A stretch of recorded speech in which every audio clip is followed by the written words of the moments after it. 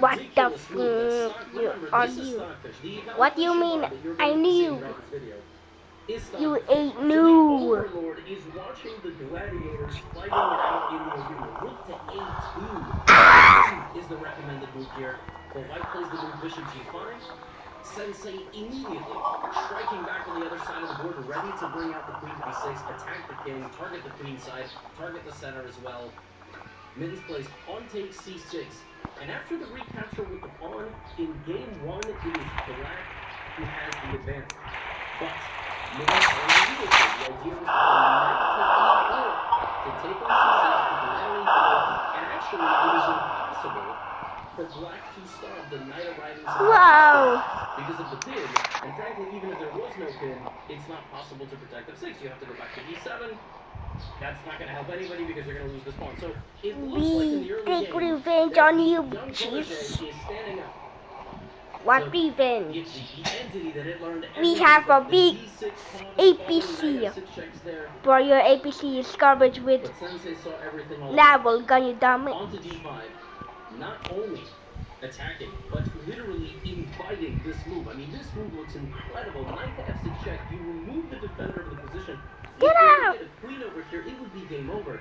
But you're not going to be able to get the queen over there because Sensei responds with queen to d6, an immediate counterattack, and if the bishop walks away, black immediately untangles, and the knight's Mittens weaken the dark squares just too much in this position, which is why Mittens sacrifices a pawn. Suddenly feeling the momentum totally shot, we have a queen trade, and I think basically long term, White is saying, well, your only extra pawn is this weak pawn on c6, which I will put pressure on our capture, and then we will make a draw. So pawn takes b3, and in game 1, it is Sensei losing to a comfortable position. Bishop to e6, bishop d5. Black is doing fantastic. To the right position. Maybe you try to activate the rook on this rank. Rook c1, rook d8. Both sides making minor movements. But knight g8 is letting Mittens off the hook. Maybe Sensei found a little bit of mercy in this game. Now, it's not an easy position to play. King is completely stuck on the first rank. You will never leave the first rank, and this rook can never leave, right? And this game can't get anywhere. If the king happens, game 1, a draw. There was a brief moment there that Sensei was better, but this second game, mind-blowing. So this one absolutely mind-blowing. In this game, Sensei says, let me show you how it's done. Alright, I invented this game that I taught you. You know something We gonna kill your asshole. that move can be taken by two different things. But the reason why this works is because White's king is in the center. If you waited even a move, b5 would no longer be possible, as you can see here. Why? Why does that matter? Well, after White takes, if it doesn't take, Black's next moves are beast, and they're very unpleasant. So you take.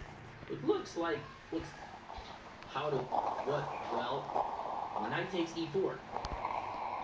Mittens now lands a strike on Sensei, attacking this knight with two different things. And when the knight takes the knight, we have queen a5 check. This is the point. And the only reason this works when White's king is in the center is that you're going to win back material. So now Black speeds up the position a little bit, trades a few pieces. Knight d2, queen takes b5. Totally chaotic position. Sensei grabs another pawn, and it's not just another pawn, it's an attack of the queen and an attack of the bishop. The queen goes to a6, and Sensei plays knight to c4. So again, White is putting a little bit of pressure early. Wait a minute, what is happening to my weapon? What makes this position okay, Oh though, my is that God. White hasn't touched the other pieces. Okay? Because if you push it, it's going to walk right into the rooks. But that is still the best approach. White should play d6, and then when Black goes here, White should defend the pawn, lose this one. Lose the pawn on b2, that's what Starfish wants. Lose the pawn on b2 and get hit with bishop d4, where, wait, this is a well, Starfish still thinks it's good. Sensei, however, plays a slow move. With rook to b1. The idea very simple. Get out! Don't let Mittens get the pawn on b2. But now Black has time. And since Black has blocked the pawn, it is standing on a light square. It's almost like it saw itself in its opponent and couldn't put it We work together, of humans and robots. It's a draw. How is that possible?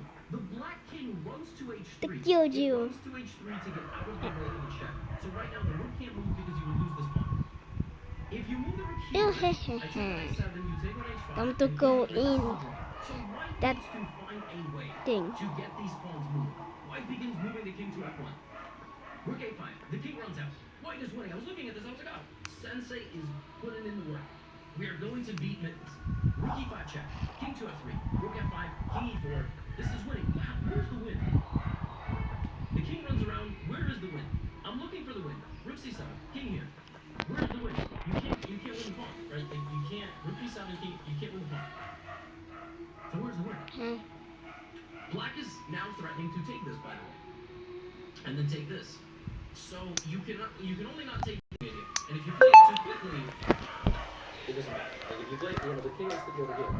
Instead of that, Sensei went here. I'm not making this up.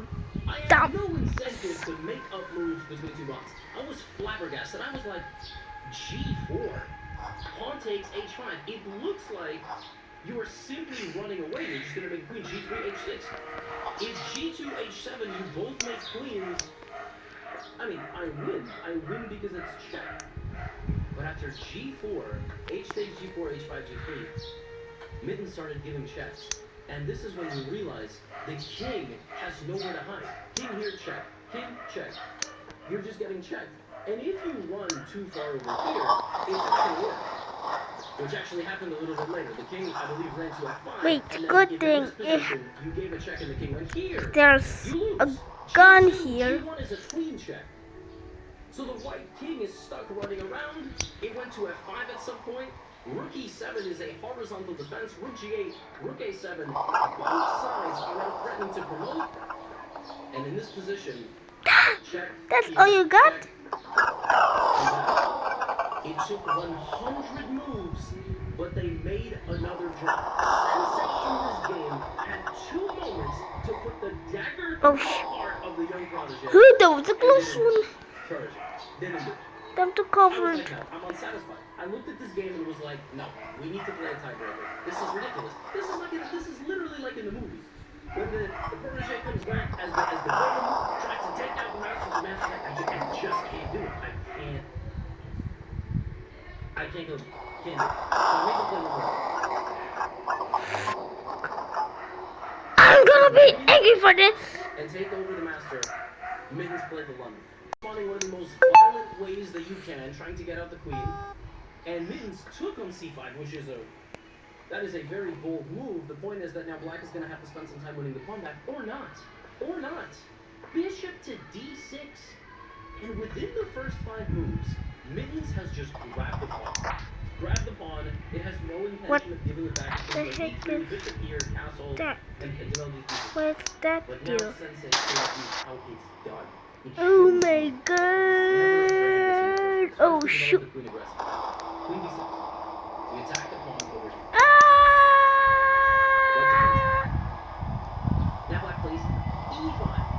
A violent central strike. You already went e6. Now you go e5 trying to go e4. He plays e3. Mittens is just 1 or 2 moves away from consolidating the entire position. Black plays e4, trying to disturb the white position. One of the best moves is to actually undevelop the knight completely, which looks ridiculous. The other good move is to knight to d4. Sensei now plays queen b4 check. That's an attack on the king, and an attack on the queen. Mittens plays queen d2. The knights are staring at each other, the queens are staring at each other. This is forget that. But the queen obviously is not staring at the knight because it's pinned. So now, knight takes d4, pawn takes d4, queen takes d6, and c4. From the opening, it is white moves back. Attacked and to attack. We gonna kick his Bishop takes, stuff. queen takes, and here comes the rook. And suddenly, within just a few moves, all of the problems have been solved. Black developed absolutely every single piece. Black no longer is going to get overwhelmed. This pawn is overextended, but these 2 pawns are also very weak. I couldn't believe it. Sensei solved all the problems with a tactical move, pawn to d5. And now we have queen b4, and somehow, despite white having all the activity, all the central plays, better piece coordination, it is actually black who is doing that. By the way, you look at the position, Mittens is up 2 pawns. The queens stare at each other, and this is, for example, Sensei, knight takes d5, defending the queen, looks at the pressure. The only thing you want to do here with black maybe is to not get background mated. You want to make sure the queen is breathing, king is breathing room. Queen takes, knight takes. That's a 4. 4. This is under pressure. It's not a threat. It has a stellar opportunity. But black now plays this move, king f8. This is an amazing move. You simply bring the king. Now you will have breathing room, and the king is going to get committed, which it's supposed to do in the endgame anyway. Mittens plays rook takes, and for a brief moment, is still up a pawn. In the previous game, it was Sensei putting on the pressure. Now it is Mittens who has an opportunity to put Sensei on the back foot. King d7. Pick out the knight with a4. f5. When I saw this move, I was like, that looks like an overextension. There's a reason why Magnus doesn't like to push pawns in the endgame. h4. h4 is a ridiculously deep idea. You want to play h5 and you don't want to allow these pawns to connect. We have rook c8, knight e2. The knight is coming back, but the more time you give Mittens, the more it's going to conjure up some great pressure. King to d6. And now we have a moment. Black is going to win this pawn battle, or black is going to win these pawns. How is white going to generate anything here? Mittens has not shown much in this match, but here comes knight f4, and here comes the play for white. Rook to e1.